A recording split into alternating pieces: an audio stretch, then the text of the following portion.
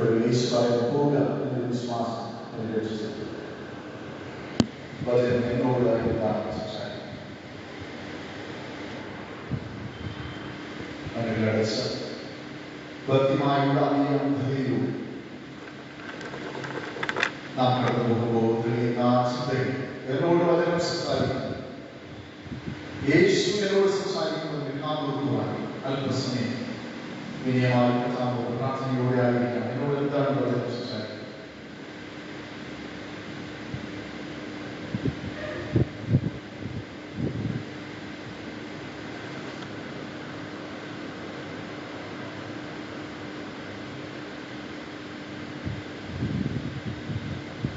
തുറക്കാൻ ആർക്കെങ്കിലും പറയാം. നിങ്ങൾക്കുണ്ട് ഇൻസൈറ്റ് ആണ് ആരെങ്കിലും പറയാൻ കേൾക്കാം. ദയവായിട്ട് പറയാം. പ്രസംഗം എന്ന് പറയുന്ന മോഹലോക പ്രസംഗത്തിന് ഒരിക്കലും ധ്യാനത്തിന് നിമിഷത്തിൽ യഥാർത്ഥത്തിൽ അന്നുള്ള സമയങ്ങളാണ് ഞാൻ തീർച്ചയാണ് നിങ്ങളോട് പറയാൻ പറയാൻ താല്പര്യമുള്ളവരെ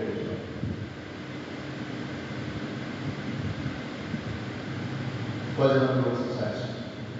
വചന പഠനങ്ങളെല്ലാം അത്തരത്തിലുള്ള രാവിലെ വായിക്കുമ്പോഴും നമ്മുടെ ധ്യാന വിഷയങ്ങൾ വായിക്കുമ്പോഴും വചനത്തോട് ചോദിക്കണം. എന്നോടെന്താ വചനത്തിന് പറയുവാനായിട്ട് ഖുർആൻ വചനം നമ്മൾ സംസാരിക്കും. ഇല്ലെങ്കിൽ ഇത് നമുക്ക് കഥയാൻ സംഭവമായി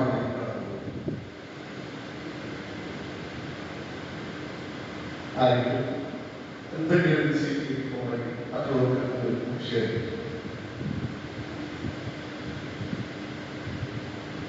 പറയാമോ? പറയാം.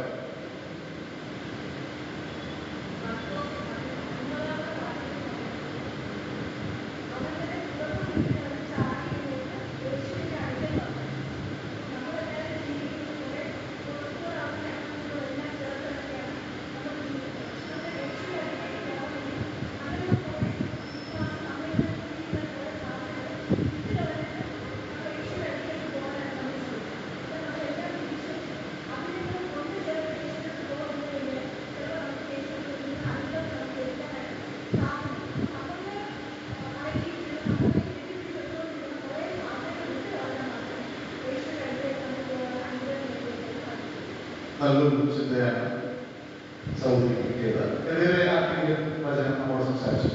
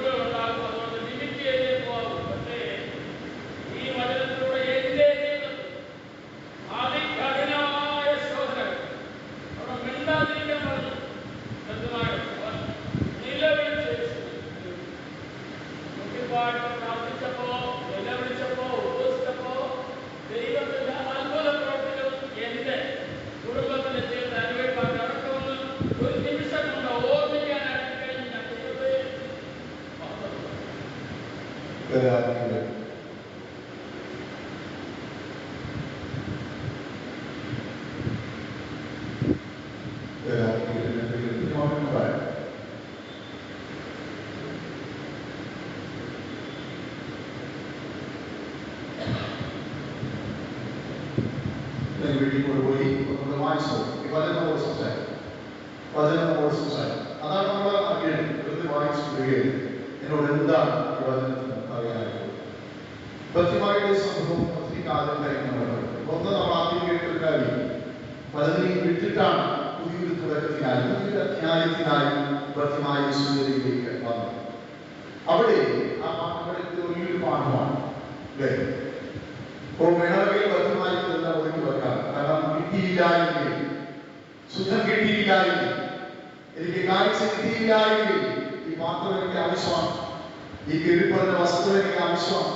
വീണ്ടും വന്ന വഴികൾ ഇതുപോലെ ഇരിക്കണം എങ്കിൽ നാളെ വിട്ടു പകർന്നിറക്കാൻ പറ്റും. പക്ഷേ അവൻ സകലവും വിട്ട് ഉപേക്ഷിച്ച യേശുവിന്റെ കയ്യിലേക്ക് വരും. അവൻ അവന്റെ വിശ്വാസമാണ് യഥാർത്ഥത്തിൽ അവന്റെ സൗഖ്യത്തിന് അടിത്തറയായിട്ട് വലിയൊരു ആശയമാണ്.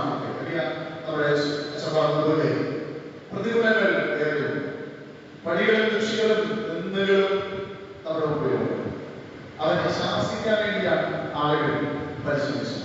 നീ മിണ്ടരുത്, നീ മിണ്ടിപ്പോകരുത്, നിനക്ക് ആവശ്യത്തിന് ഞങ്ങൾക്ക് തരാനായിട്ട് ഞങ്ങളുടെ ആത്മീയ യാത്രയെ നീ ഒരു തടസ്സമാകുന്നു. അന്ധത അവരൊരു യാഥാർത്ഥ്യമാണ്, വ്യക്തമായി കണ്ണിനെ കൂടുതൽ ഇരുട്ടുപോലെ ഉള്ള യാഥാർത്ഥ്യമാണ് വ്യക്തമായിട്ടുള്ളത്. അതുകൊണ്ടാണ് അവൻ മാറിട്ട് നിലവിളിക്കുന്നത്. എനിക്ക് കാഴ്ച പ്രാപിക്കണം ഒരാഗ്രഹമാണ്, ഉള്ളിൽ തട്ടിയുള്ള ആഗ്രഹമാണ്. വെറുതെ അല്ലേ നമുക്കിത് വായിക്കുമ്പോൾ അത്രയേറെ ആത്മാർത്ഥ തോന്നണമെന്നില്ല. കാരണം അവൻ ഇതുവരെ ഒന്നും കണ്ടിട്ടില്ല. പല വർഷങ്ങളായി താൻ ശബ്ദങ്ങളിലൂടെയും സ്പർശനങ്ങളിലൂടെയും തിരിച്ചറിഞ്ഞ സ്നേഹിതരെ കാണണമെന്ന അദമ്യമായ ആഗ്രഹം, കെട്ടടങ്ങാത്ത ആഗ്രഹം അവനുണ്ടായിരുന്നു. ലോകത്തെ കാണുവാനുള്ള ആകാംക്ഷ അവനുണ്ട്.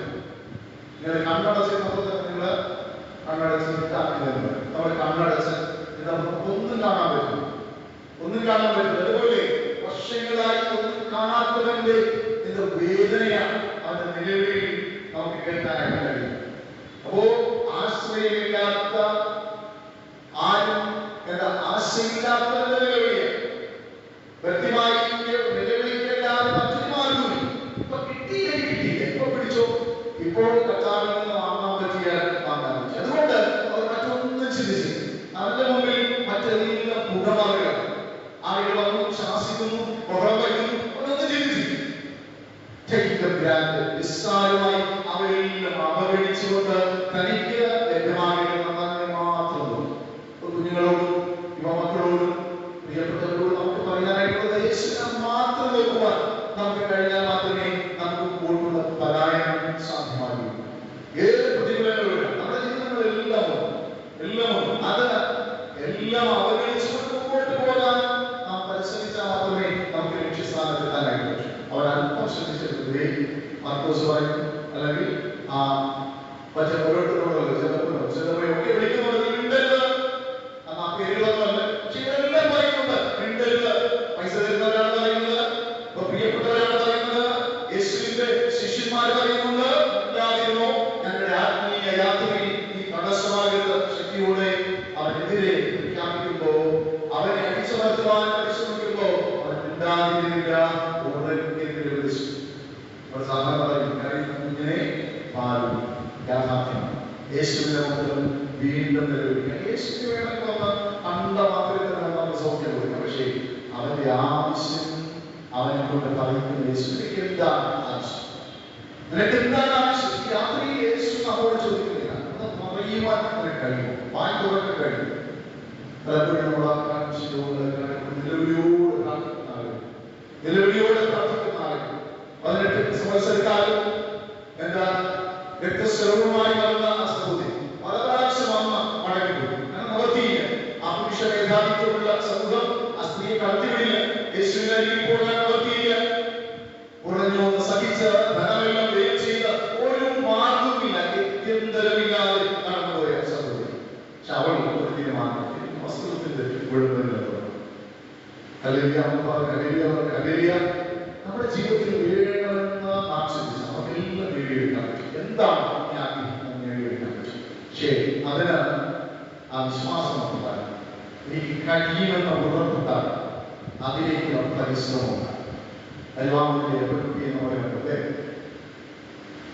സിവിൽ സർവീസിൽ കിട്ടിയ സാധുവായ ആ കുട്ടിയുടെ കുട്ടിയുടെ ആ അവസ്ഥ മനസ്സിലാക്കി കൂലിപ്പണി ചെയ്ത വളർത്തിയെടുത്ത നമ്മുടെ ടൈമിലുള്ള ആ മാതൃക ചിന്തിച്ചു നോക്കണം. അതിനുവേണ്ടിയുള്ള പരിശ്രമങ്ങൾ അതുപോലെ വേറെയും എല്ലാവരും കുട്ടികൾക്ക് ഒന്നുമില്ല നീന്തിരാ പരിശ്രമിക്കും. അപ്പോൾ പല പ്രതികൂലങ്ങളും പ്രയാസങ്ങളും വരും. പക്ഷേ നമ്മുടെ ആഗ്രഹം എന്താ? അതിലേക്കുള്ള മുമ്പിലേക്കുള്ള പ്രയാണം അറിയാം. പത്രോസ് യാത്ര ചെയ്യുമ്പോൾ വലിയ തടാകത്തിലൂടെ പത്രോസ് യാത്ര ചെയ്യുമ്പോൾ നാളെ സംഭവം യേശുവിനെ നോക്കിയാണ് ആ പത്രോസ് യാത്ര ചെയ്യുന്നത്. യേശു നടക്കുന്നത് കണ്ട് യേശുവിനോട് നടത്താനുള്ള ഒത്തിരി ആഗ്രഹങ്ങളുണ്ട്. അത് ചിന്തയൊക്കെ ശിഷ്യന്മാരുടെ ശൈലിയാക്കിയ സന്ദർഭമാണ്. കാരണം നടക്കാൻ പറ്റിയ അവരുടെ മുമ്പിൽ കേമനാകാം. ആരാണ് വലിയവനെന്ന ചിന്തയ്ക്ക് നിലനിൽക്കുന്നത് സാധ്യമാണ്. അതുകൊണ്ടാണ് നീ ആകുന്നുവെങ്കിൽ നിന്റെ അടുത്തേക്ക് വരുവാൻ കൽപ്പിക്കണം. യേശു നീ ആകുന്നുവെങ്കിൽ അപ്പോഴത്തെ നമുക്ക് മനസ്സിലാകും കുറച്ച് വിശ്വാസമൊന്നുമില്ലെങ്കിലും അതുപോലെ നടക്കാനുള്ള ആഗ്രഹം കൊണ്ട് യേശു നീ വന്നോ നീ മുമ്പോട്ട് വാ. ചുവടുകൾ വച്ചവനാണ്. 1, 2, 3 ചുവട് വെച്ച് മുമ്പോട്ട് നടക്കുമ്പോൾ യേശുവിനെ പോലെയുണ്ടാകും. യേശുവിനെ പോലെയാകുവാനുള്ള അവന്റെ പരിശ്രമമാണ്. അതൊക്കെ നമുക്ക് കഴിയും. പക്ഷേ അതിനുള്ള പരിശ്രമങ്ങൾ ഉണ്ടാകും. നമ്മളെല്ലാം അവിശ്വാസമുള്ള തലമുറയായി മാറും. വഴിയാണ് പലപ്പോഴും നമുക്ക് ലഭ്യമാകുന്നതും നഷ്ടമാകുന്നത് എന്ന ബോധ്യമാണ് ഇവിടെ ലഭ്യമാകും. പ്രതികൂലങ്ങൾ ഉണ്ടായിട്ട് എല്ലാവരും അവൻ അടിച്ചമർത്തുവാൻ പരിശ്രമിച്ചപ്പോൾ അവൻ തകർന്നു പോകാൻ നിലവിളിച്ചു.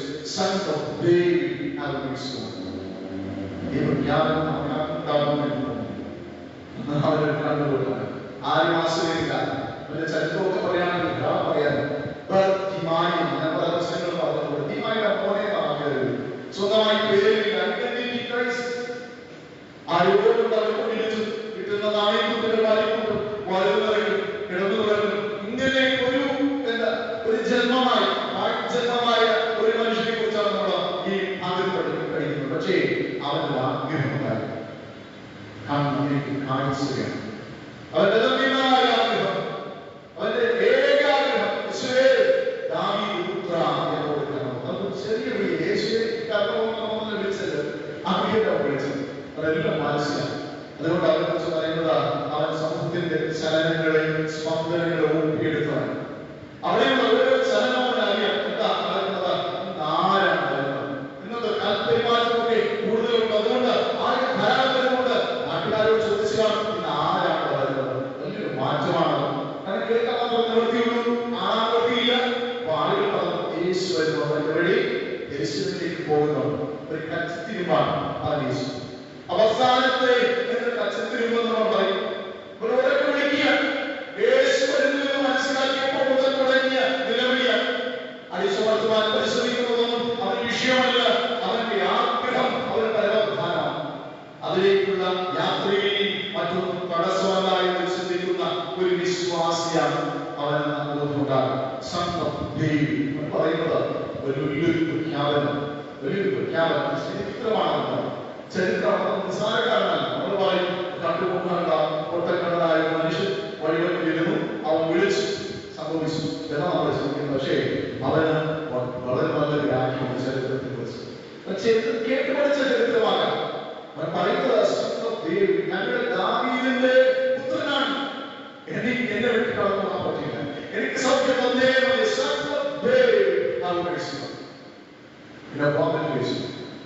ചരിത്രം പറഞ്ഞിരിക്കുന്നത് എന്റെ അപ്പൂപ്പന്റെ മോനാണ്. അപ്പൂപ്പന്റെ മോനാണ് നീ. അതുകൊണ്ട് നിനക്ക് കടന്നു പോകാൻ പറ്റില്ല. എനിക്ക് സൗഖ്യം വേണം. അതുകൊണ്ട് യേശുവിനോട് ചോദിക്കുന്നതാണ് ഞാൻ നിനക്ക് എന്ത് ചെയ്തു തരണമെന്ന് വീക്ഷിക്കുന്നു. വളരെ ശക്തമാണ്. യേശു സാധാരണ വേറെ രീതിയിൽ ചോദിക്കും. പല രീതിയിലാണ് സൗഖ്യം കൊടുക്കുന്നത്. നീ എന്താണ് ചെയ്യുന്നത്, എനിക്ക് എന്താണ് ആഗ്രഹം. അവിടെയാണ് അവന്റെ ജീവിതം ധ്യാനമായി. അവന്റെ ആഗ്രഹം കൂടിയുള്ളത് നമുക്കിവിടെ കാണുവാനായിട്ട് കേൾക്കുന്ന സഹോദരങ്ങളെ, ഈ ജീവിതയാത്രയിൽ പാഠങ്ങൾ ചെറുതല്ല എന്ന തിരിച്ചറിവുണ്ടാകും. ജീവിതത്തിൽ കഷ്ടത വരാം, ഭാരങ്ങൾ വരാം. മുമ്പോട്ടുള്ള യാത്രയിൽ ഉപേക്ഷിക്കേണ്ടത് പലതും ഉപേക്ഷിച്ച് മുന്നോട്ട് കുതിക്കുമ്പോൾ നമ്മുടെ ജീവിതം ധന്യമായി തീരും എന്ന യാഥാർത്ഥ്യമാണ് ഈ ബന്ധമായി ഈ നാം പറയുന്ന കണ്ടുകൊണ്ടനായ കൃഷ്ണാടകൻ നമുക്ക് നമ്മുടെ മുമ്പിൽ വരച്ചു നടത്തുക. ഈ ദൈവത്തിൽ നമുക്ക് നമ്മെ സമർപ്പിക്കാൻ നിയമം പറഞ്ഞു ദൈവകരങ്ങൾ നമ്മെ തന്നെ കൊടുക്കാൻ സമർപ്പണത്തിന്റെ അനുഭവത്തിലേക്ക് നമുക്ക് അടിച്ചു വരാം. ഉൾക്കൊള്ളുവാൻ പലപ്പോഴും അന്ധത നിറഞ്ഞ കണ്ണിന്റെ അനുഭവമല്ല, ഉൾക്കാഴ്ച ഉള്ള കണ്ണുകളിൽ പ്രകാശിതമായി പോവാൻ, അകക്കണ്ണുകളിൽ തുറന്ന ക്രിസ്തുവിനെ കാണുവാൻ അതിനെ പഠിപ്പിക്കണമേ എന്ന് അല്പസമയം പ്രാർത്ഥിക്കാം.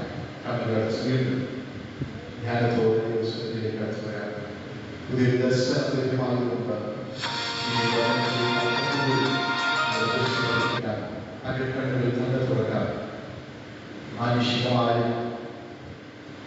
ദർശനമല്ല, ഉൾക്കാഴ്ച നമ്മുടെ മനസ്സിൽ ഉണ്ടാകും. എന്താണ് സംസാരിച്ചത്? അന്ധത ഇന്ത്യൻ ജീവിതത്തിന്റെ പ്രശ്നമാണ്. മറ്റുള്ളവരെ കാണുവാൻ കാണിക്കാറുണ്ട്. വേദനിക്കുന്നവരെ തടസ്സമാകുന്ന ശിഷ്യന്മാരുടെ കൂട്ടത്തിൽ ഞാൻ ആയിരിക്കാറുണ്ട്.